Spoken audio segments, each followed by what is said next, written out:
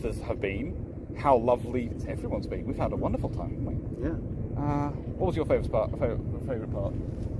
Probably climbing up to B turret.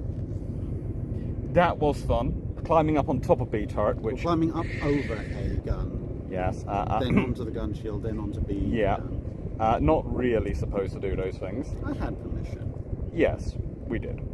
Just about. Regular visitors are not supposed to do these things. No. Regular visitors are not supposed to. There was one thing you didn't have permission for. Climbing the main mast? Yes. Well, no, I technically had permission, just not from everybody. Yes, not from the person in charge who was going, health and safety, help. What is health and safety? Right then. This is a strange concept to me. Hello everyone, I hope you can hear us. And yeah, because we're trying out mics, which may work, may not. To be fair, without a windsock in this breeze, probably all they're hearing is screaming static. Yes, they could well be hearing screaming static. Especially mine's tucked. It's going through fine, that's good. Mine is tucked into my waistcoat, so that's mine's slightly buried in my shirt. So, hello everyone, and yeah, it's been fun. We cannot recommend visiting Haida enough. There is specifically a lady in the engine room who you have to go to and be very nice to. Don't do a Dan. Dan, come here a second. Now, Dan is one of our support crew who's out here with us. Of course, is Dr. Dan, and he decided to vandalise by putting a little note in a certain lady's engine room. Now, this is the lady who's the volunteer in charge of the engine room. So, what are we going to do? Apologising to her? Sorry. Stop trying to kill him. It's not nice. But, again, justifiable. I love the fact that because these sunglasses are polarised, I can't see the screen at all unless I do this. And then the polarisation lines up with the phone. I'm watching the chat. Interesting question comes up. Thank you. We do have a full team out here, which we will quickly flick round to you all, so you can see Stafford, and you can see Gareth. And they're lovely. Gareth has been handling all the social media today and making sure everyone knows where we are. And hello, yeah, this has been a lot of fun.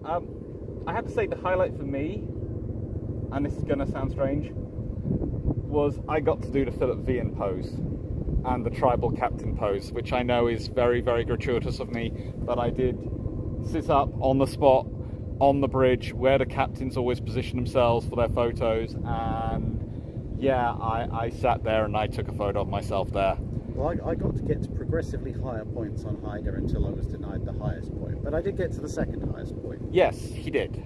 And as I pointed out, threats of, if you die, Mrs. Drach is going to kill me, don't work, because if I die, I'm dead, and then it's no longer my problem. Yes, but Mrs. Drach kills me. But that's not my problem. And my mum kills me, because both of them have charged me to keep you alive. It's still not my problem. I'm not sure if either of them have charged you to keep me alive, but they both charged me to keep you alive. I start to feel who's the valuable one in this relationship.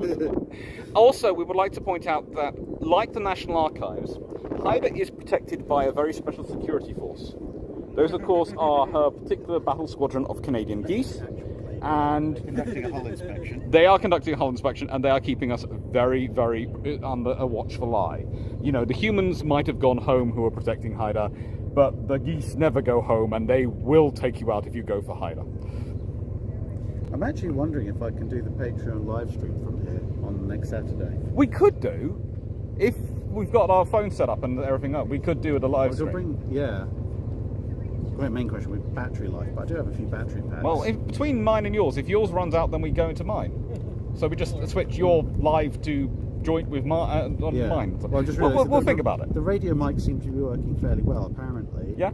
But then I just realised, as with all modern phones, there is only the one USB-C slot, so you can't actually use the mics and charge the phone at the same time. Nope. Yeah, I like the days when you had a power port and a separate microphone. However, someone might have brought a splitter with him that allows him to connect two USB-Cs to one slot. It'd be interesting to see if it works. Yeah, that's the thing. I haven't tested that one out yet. We are starting to turn into a double act, so the crew with us are starting to worry. But no, we are good at it. It is a really, really cool... It's a really cool visit. Honestly, getting to film on Haida has been the highlight of a couple of years for me. I shouldn't say that with my best friend's wedding, having been over a week ago. If she sees us, hope you're having a nice honeymoon. Sorry, but yeah, Haida does trumpet for me. But your wedding was very special. I did enjoy it. It's lovely.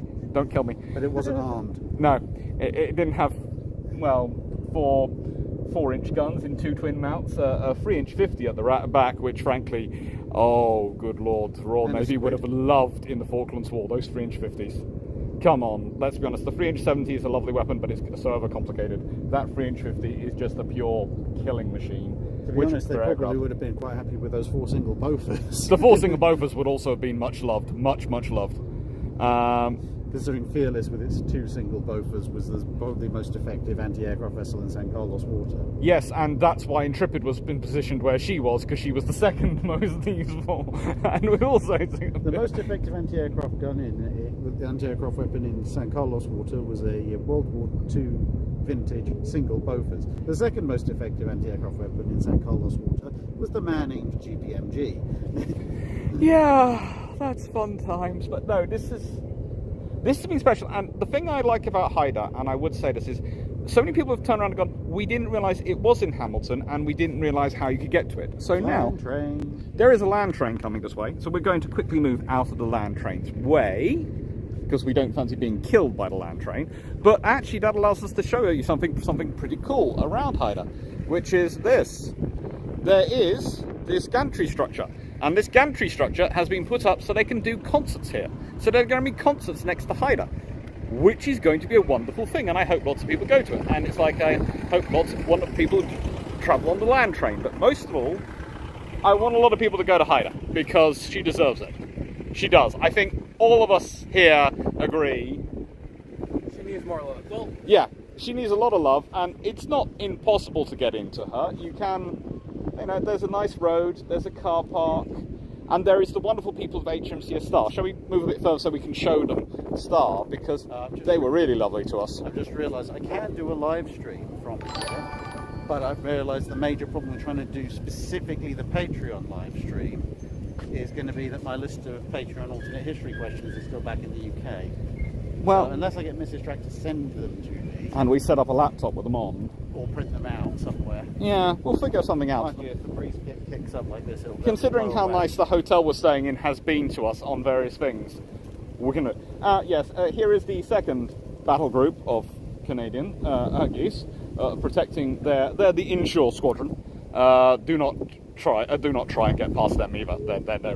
They will not take prisoners. But you can see again how gorgeous this bow is, and as someone was critiquing it, this is me and Drach. We are different people. We are roughly not too different in height, and we are both dwarfed equally by that bow. And that is a very, very gorgeous bow. I'm just trying to read the chat, and then realising that actually getting closer to a screen that you can't see because of polarisation. What is the plan for Sunday?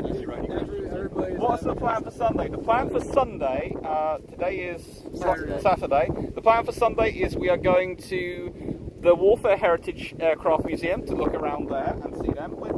They said we can do a bit of filming if you want to, but we haven't sort of got permission to do full filming because they don't think we'd be that interested. And I'm going, well, it's going to be fun. And we're going to a Blue Jays game. Thanks to this gentleman over here, who has managed to get us tickets to a Blue Jays game. Frank's wondering if you can get a picture or an image of Haida from the engagement range of Bismarck. I don't think we have a boat right now. From the engagement range of Bismarck, well, I can tell you roughly how... They would have to be in the condos over there, wouldn't they? I can tell you how close they got from here, actually. Because if you look out there and you see a blue ship over there, Polstreak, that's about as close as they seem to have got with Bismarck in torpedo launching range. So I would judge that's about the torpedo distance they were at with Haida. So that would be Bismarck. Especially at night fighting, because they get really close at night fighting. And in naval terms, that is knife fighting range. Just a $20 donation for Jess. Thank you, Jess.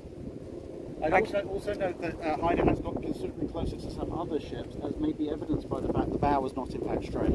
No, I'm not sure if that's other ships or things that got in her way and decided they weren't going to get in her way. But remember, this is the ship which currently has one of the highest scores for train kills.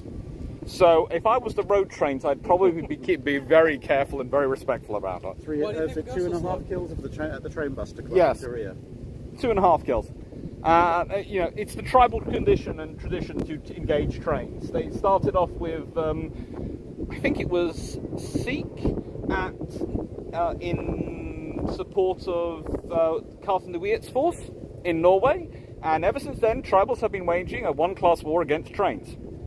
Successfully, considering the trains have been destroyed, whereas the tribals haven't. I'd also note that the designers of the tribals, despite the fact they are ostensibly destroyers, were very, very, very, very, very, very sneaky when it came to the layout of their hull. Because, as you'll know, a destroyer does not carry armour. A cruiser does carry armour, and as a result of which, a cruiser, or a battleship for that matter, is usually lacking in portholes amidships, because that's where the armour goes. Destroyers most commonly have continuous portholes because of the lack of armour. Some clever person built the tribals without any portholes amidships, so at a distance They look like a cruiser. Yeah! The bridge is that way. bridge is behind the extremely loud LPG ship that has been quietly murmuring away on its marine diesels all day. And on the subject of torpedoes, I had a chat with several very nice veterans here who said, of course, they only carried ever the 4 torpedoes they were supposed to. But there were lashing points on the deck and various positions where you could, in theory, if you really wanted to, and of course you would never do it, stow extra torpedoes. And you have got a crane on there, which would help you with loading. I think Dan needs to join the shot again because somebody's asking about the representation of our patron saint. Oh, Yeah. yes. So, Okay. DC Nolan 95 has asked, the question is, do they have a Blackburn? Not No. here. I don't think they have one at the Heritage Museum. If they Carry do, the Blackburn in our hearts. he Yes. is carrying the Blackburn with him on his body. Which And they it- have used to demonstrate all of the difficulties and challenges to people. And it gets worse because the Royal Canadian Navy has been asking about it. And they have been asking about it. The RCN are lovely people, though. I have to say, HMC Star, who are through there, have been absolutely spectacular. They hosted us for having a talk session in their wardroom and couldn't have been nicer. The shop has a cool range of things, so there's lots of stuff here. Admissions If you're only interested. 425. Admission's only $4.25. Yeah, I know. Canadian. $4.25 Canadian to come in. It's not even real money. That's Which, well, I mean, once you convert it, that's less than the price of a bus ride in London. That's a Bob. and seriously. Yeah. They could double the price, and I would still be considering it too cheap. This is Yeah. better than a bus. Yes, it's $4.25. Why are people not coming here? More of you, come here, please. Like I said, she needs more love. The ship Yes. is love, but she needs There are more some love. questions from Frank Spizzato. Yes. Could you show us? Can you also show us what the crew and captain would have seen attacking the Littorio at Second Serte? Lots of smoke. Lots of smoke. Lots of smoke. Unfortunately, there's nothing close by. There was a good smoke plume going off on the ship behind you, but the factories are There's shut no down now. baked beans. I can't load baked beans into the guns. Yeah. I'm sorry, I don't have enough baked bean cans. Yeah, I and need- for I need- Stafford's I health, haven't we're found- not going to let him smoke that much. Yeah. I am willing to make a sacrifice for education and demonstrational purposes. And then, can you also show us how HMS Cossack would have boarded the Altmark? Oh well, Well, if we'd still been on there, we would have. Yeah. Because we could show you where they threw the ropes from, and we could show you where they jumped off. and But I actually, know how to use a naval cutlass. I can, if I take you to about here. Now, if you're looking up the side of the ship, so you see this rail running along, level next to B mount. That is where they jumped from primarily to get onto the Altmark. So that is where the first team went off from. They chucked the ropes and they jumped from the railings. Yeah. Or rather, well, when I say railings, basically from where the railings are. And then Frank's also asking if we can show roughly where Eskimo would have lost her bows using Hydra exterior and interior. Oh, well, actually, Again, we have to actually be on the ship for the interior. And it for is the closed. interior, it's closed. But for the exterior, I can do, but we'll have to move sides. And you will love this because I love it. It's been so amazing coming here and actually seeing it in real life. It's something the ships live in your head. You see the designs, the pictures, the drawings, everything of them, and then you get to see it in real life, and you're just going, wow. Now, I'm going to spin you around a second, flip the camera, so you can all see, and if you look there, and you look at the ship, if you see basically the firing shield, gun shield, from protecting B mount, if you go down vertically from there, that's where the hull basically takes off. But the first part of the deck, about 3 portholes in from there, sort of under A, actually flops down.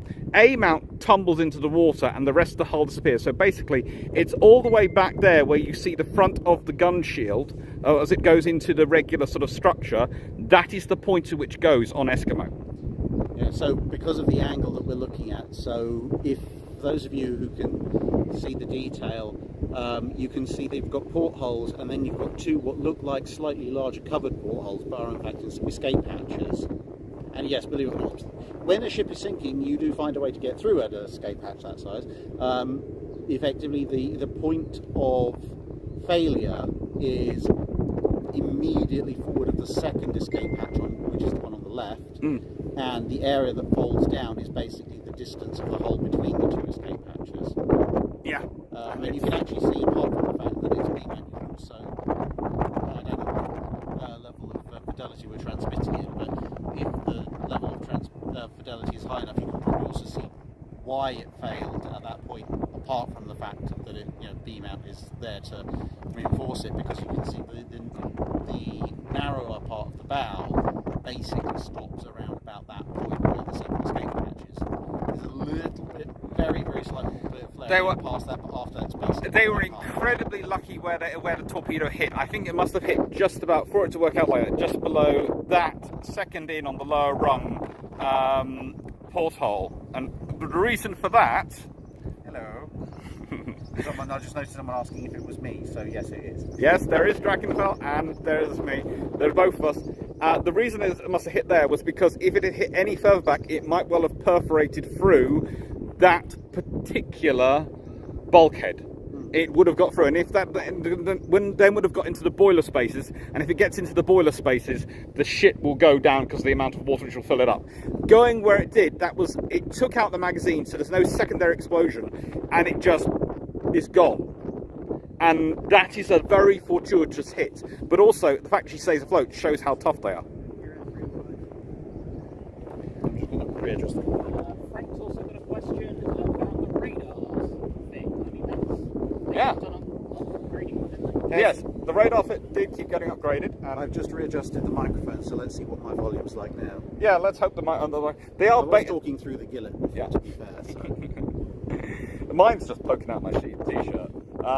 It's the first time we've used this gear, so we're getting used to it. We've done some testing with it, but it's the first time we've used it live, and so we're not quite sure how it's going to be. We're going to aim to do more of these on the trip as we go.